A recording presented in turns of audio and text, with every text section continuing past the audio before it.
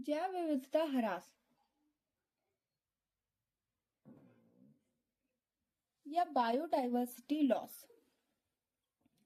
तो आज का जो हमारा टॉपिक होने वाला है वो है जैव विविधता ह्रास या बायोडाइवर्सिटी लॉस।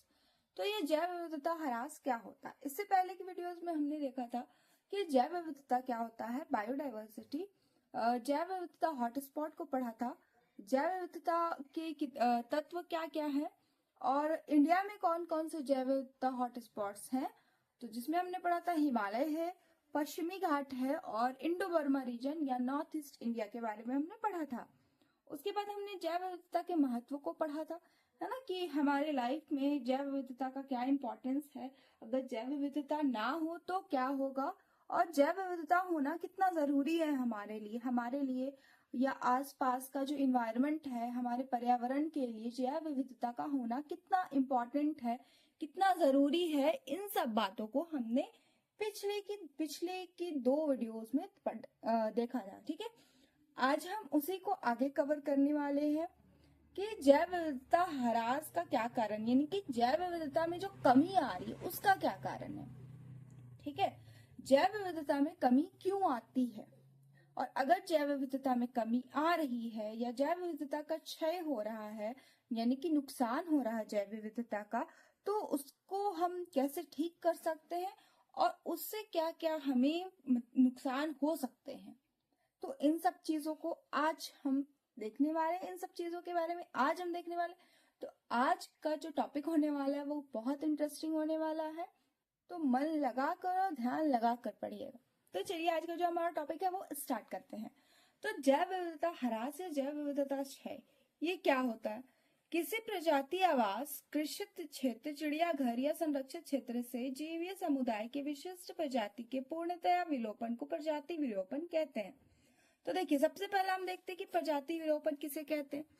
तो कोई भी प्राकृतिक आवास है, ठीक है, जैसे प्राकृतिक आवास क्या होता है, जंगल या बोल सकते हैं पर्वत, पठार, तो ये सब क्या प्राकृतिक आवास है। लेकिन ज्यादातर जो जानवर है या आदिवासी लोग हैं वो कहाँ रहते हैं, जंगल में रहते हैं, तो जंगल क्या हो गया, प्राकृतिक आवास हो गया।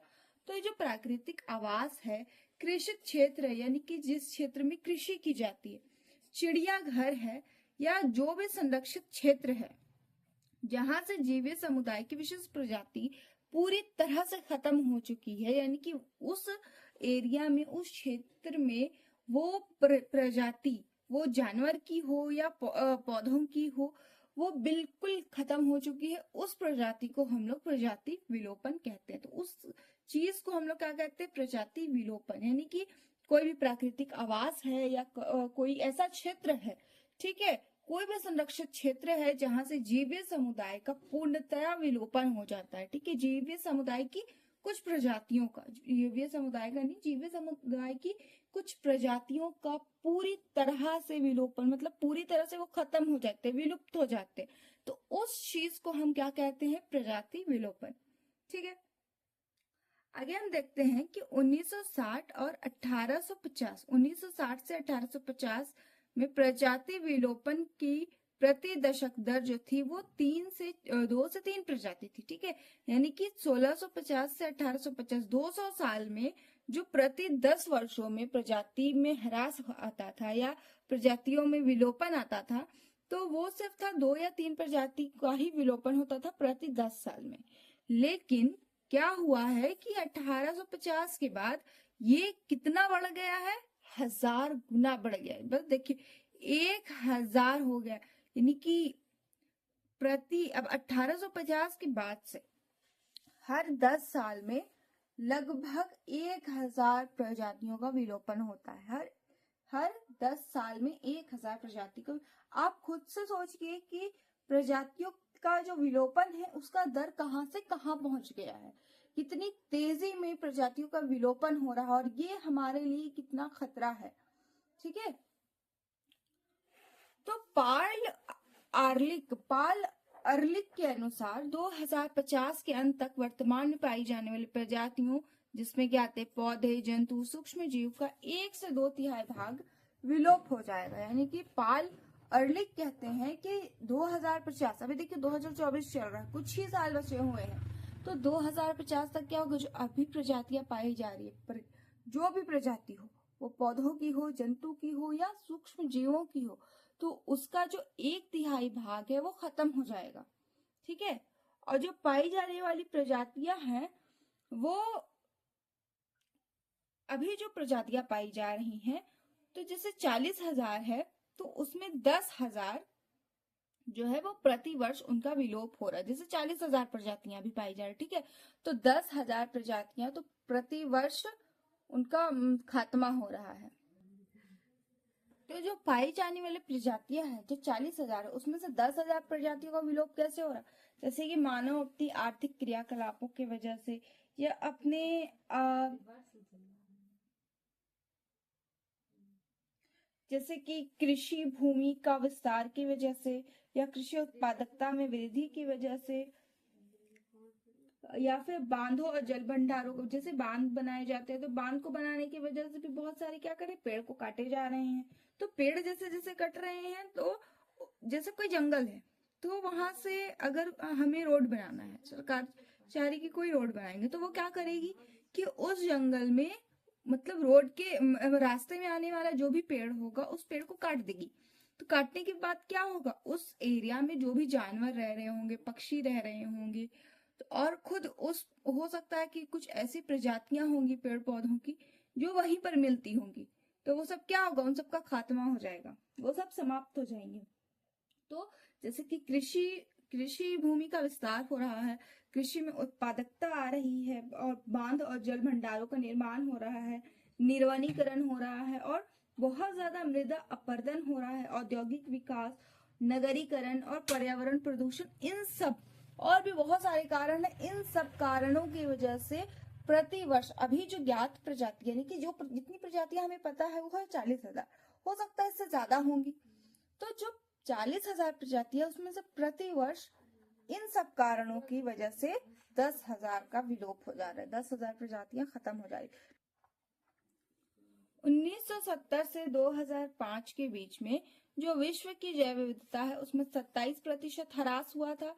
स्थलीय प्रजातियों में 27% ह्रास हुआ था, सागरीय प्रजातियों में 28% ह्रास हुआ था, और ताजे जल में जो रहने वाली प्रजातियां हैं, उनमें 29% ह्रास हुआ था। इसका कारण सिर्फ यही है कि हम बहुत ज्यादा औद्योगिक हो गए हैं, बहुत ज्यादा उद्योग से जो भी हानिकारक पदार्थ निकलते हैं, जो भी केमिकल्स निकलते हैं, वो सब कहाँ बहा दिए जाते हैं, नदियों में, है ना। और नदी में क्या है, ताजे जल मिलते हैं, जिस वजह से वहां जो पाई जाने वाली प्रजाति, उसमें अधिक ह्रास हुआ है। अब देखिए जैव विविधता ह्रास के क्या कारण है। तो प्रजातियों के आवासों का क्षय हो रहा है, प्रजातियों का आवश्यकता से अधिक विदोहन हो रहा है, प्रदूषण, घुसपैठी प्रजातियों का विस्तार हो रहा, और जलवायु परिवर्तन हो रहा। इस वजह से जो जैव विविधता है उसमें हानि आ रही, जैव विविधता का ह्रास हो रहा है। जैसे देखिए प्रजातियों का के आवासों का क्षय, जैसे कि जंगल है, जंगल को काटे जा रहे हैं, तो वहां जो भी प्रजाति पाई जा रही होगी तो उनका ह्रास हो जाएगा, तो वहां की जो जैव विविधता है वो कम हो जाएगी। प्रजातियों का आवश्यकता से अधिक विदोहन हो रहा है, प्रदूषण हद से ज्यादा बढ़ गया है, जिस वजह से क्या हो रहा है कि जलवायु परिवर्तन हो रहा है।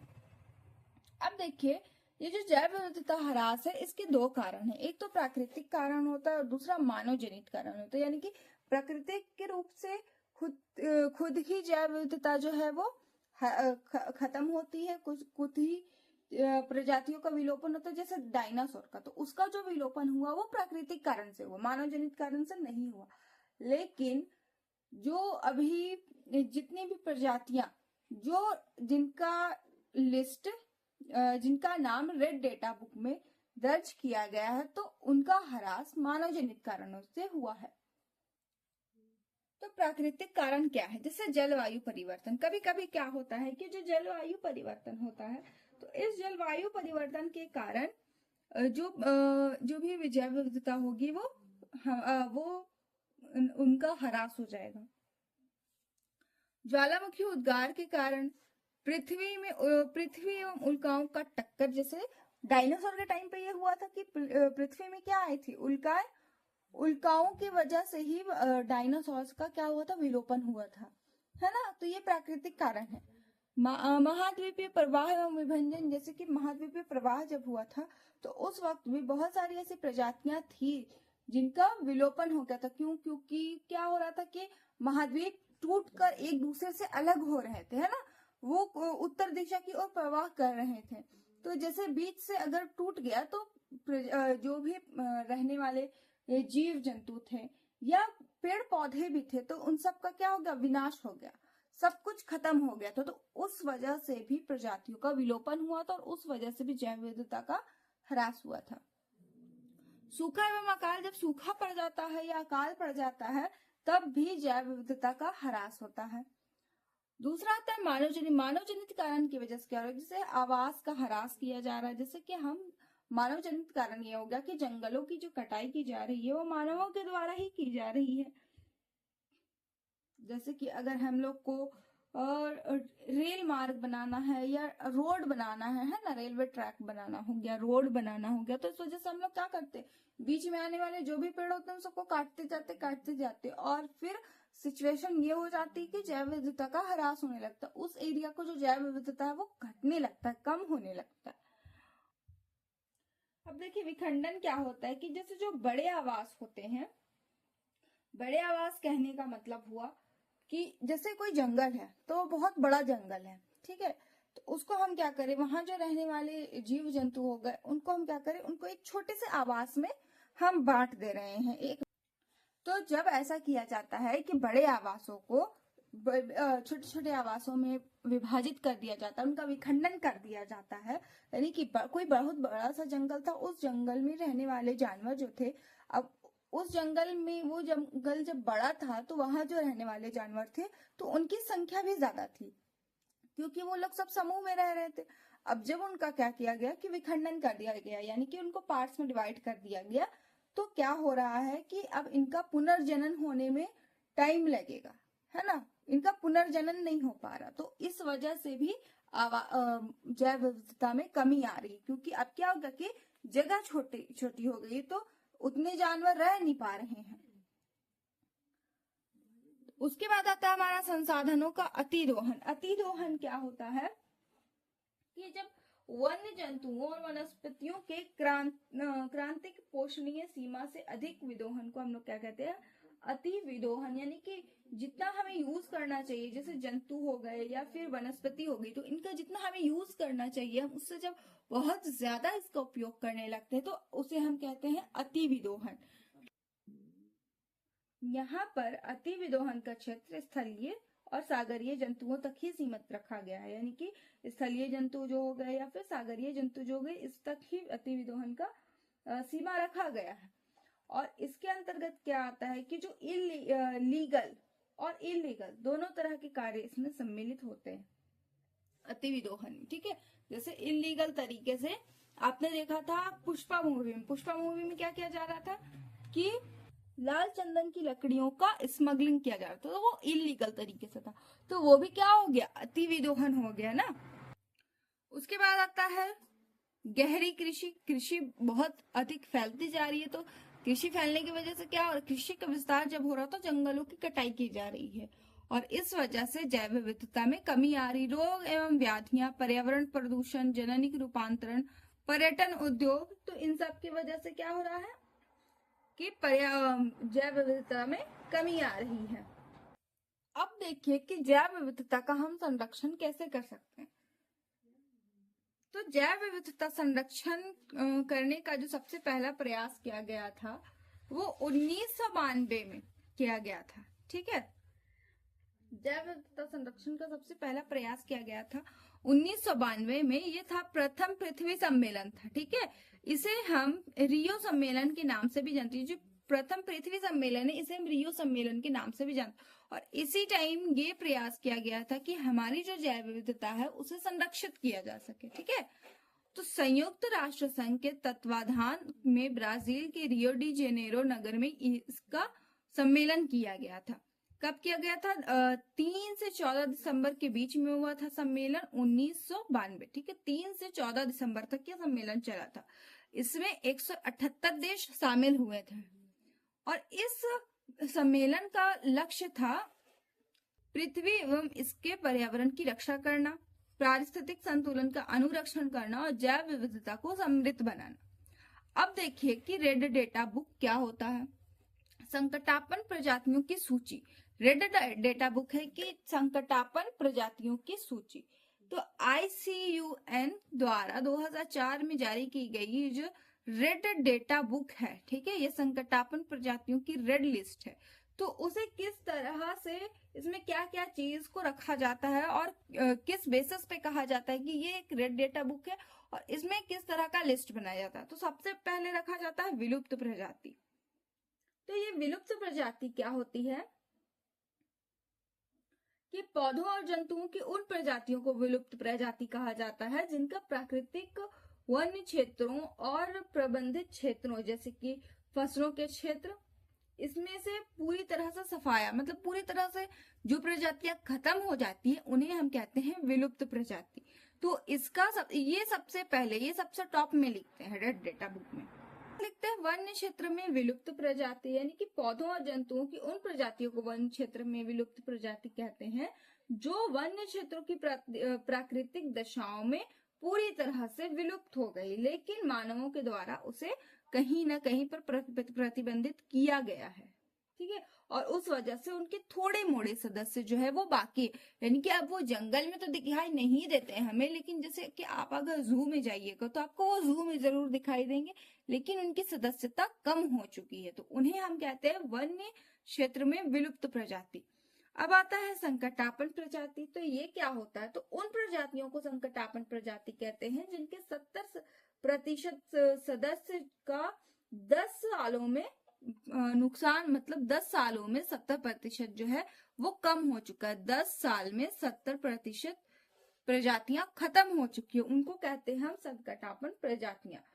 या फिर उस प्रजाति की 3 पीढ़ी के सदस्यों में 70% कम हो चुके हैं, ठीक है। या फिर ये जो प्रजाति चल रही होगी, कोई भी प्रजाति होगी, तो उसकी जो तीसरी पीढ़ी आते आते तक उस प्रजाति में 70% तक उसका ह्रास हो गया होगा, तो उसे हम कहते हैं संकटापन्न प्रजाति।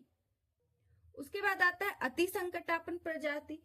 तो ये क्या होता है कि ये वो प्रजातियां होती हैं जिनके 80% सदस्यों का 10 सालों में क्षय हो चुका हो या 10 सालों में उनका ह्रास हो चुका हो। 10 सालों में 80% ह्रास हो चुका हो, ठीक है। या फिर 3 पीढ़ियों में सबसे ज्यादा इसका सफाया हो चुका हो, ह्रास हो चुका हो, तो उसे हम क्या कहते हैं, अति संकटापन्न प्रजाति। संकटापन्न प्रजाति में 10 सालों में 70% था और अति संकटापन्न प्रजाति में 10 सालों में 80% है, ठीक है। अब आता है हमारा सुभेद्य प्रजाति। तो सुभेद्य प्रजाति, कोई प्रजाति विलोपन के लिए उस समय सुभेद्य हो जाती है जबकि 10 सालों में या 3 पीढ़ियों में उस प्रजाति के 50% सदस्यों का ह्रास हो चुका हो। इसमें क्या हो गया, 50% सदस्यों का ह्रास हो चुका हो 10 सालों में, तब हम इसे क्या कहते हैं कि सुभेद्य प्रजाति। या फिर 3 पीढ़ियों में 50% खत्म हो चुका हो, तब हम उसे क्या कहते हैं कि ये सुभेद्य प्रजातियां हैं।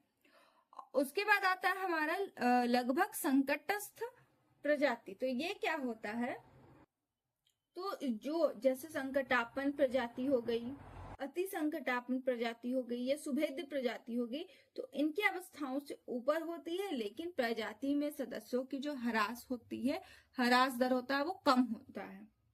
तो लगभग संकटस्थ प्रजाति उसे कहते हैं जो संकटापन्न, अति संकटापन्न और सुभेद्य प्रजातियों की अवस्थाओं से ऊपर होती है और प्रजाति सदस्यों का जो ह्रास दर है वो भी उच्च होता है, यानी कि जो प्रजातियों का ह्रास हो रहा है वो भी ज्यादा होता है। लास्ट आता है हमारा न्यूनतम चिंता वाली प्रजाति। तो उस प्रजाति को न्यूनतम चिंता वाली प्रजाति कहते हैं जिनके सदस्यों की संख्या वो जंगलों में अभी है, ठीक है, अभी उनका विलोपन होना शुरू नहीं हुआ है, तो उनको हम कहते हैं न्यूनतम चिंता वाली प्रजाति। इसके बाद आता है हमारा जैव विविधता संरक्षण की विधियां। तो जैव विविधता संरक्षण की 2 विधियां हैं, प्राकृतिक आवासों में संरक्षण और प्राकृतिक आवासों से बाहर संरक्षण।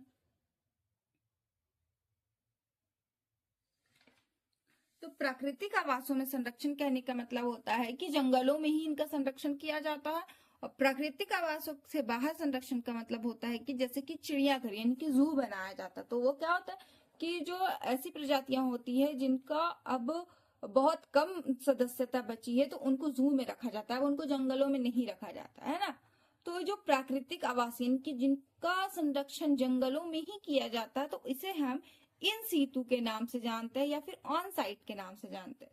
और जिनका संरक्षण प्राकृतिक आवास के बाहर किया जाता है उसे हम एक्स सीतु के नाम से जानते हैं। इन सीतु में आता है प्राकृतिक आगार, जीव मंडलागार, राष्ट्रीय उद्यान, पक्षी विहार, अभ्यारण्य। और भारत में 98 राष्ट्रीय उद्यान है, 500 वन्य जीव अभ्यारण्य है और 608 संरक्षित क्षेत्र है और 13 जीव मंडल आगार है। प्राकृतिक आवासों के बाहर जो संरक्षण होता है उसे हम एक्स सीतु कहते हैं। इसमें आता है बोटैनिकल गार्डन, चिड़ियाघर, वृक्षोद्यान, जननिक संसाधन केंद्र, कल्चर कलेक्शन, हैचरी, ये सब आते हैं एक सीतु में। ठीक है, तो आई होप आप लोगों को ये क्लियर हुआ होगा आज का टॉपिक। आज के टॉपिक से रिलेटेड कोई भी डाउट हो, आपको कुछ भी पूछना हो तो कमेंट सेक्शन में कमेंट करिए। तो आज की वीडियो के लिए बस इतना ही, मिलते हैं नेक्स्ट वीडियो में, तब तक के लिए टेक केयर।